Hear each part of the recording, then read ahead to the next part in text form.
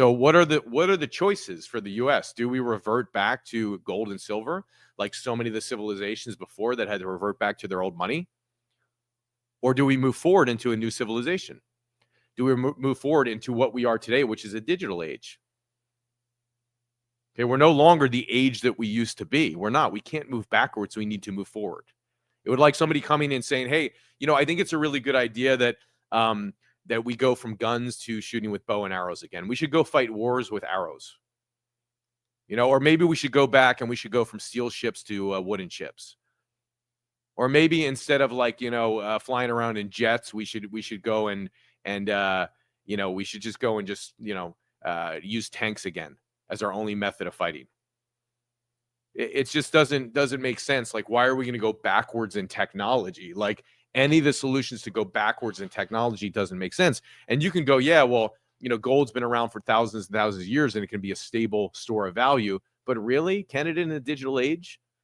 It can be if you're like, you have a much you're older and you have a viewpoint of the world that hasn't changed and still fixed in the past. But like, is it really going to be the future? You have to ask yourself, is gold really going to be the future? Is it really going to be the store of value for the next 1,000 years?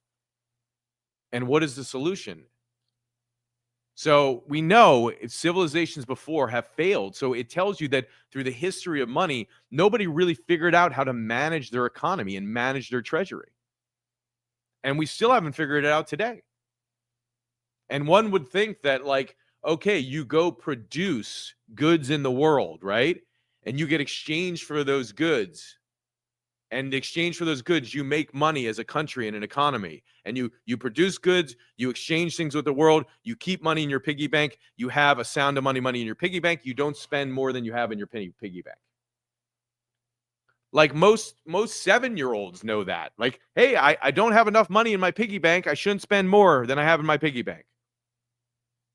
But we live in a world where that doesn't exist, and we have an economy that does not run like that.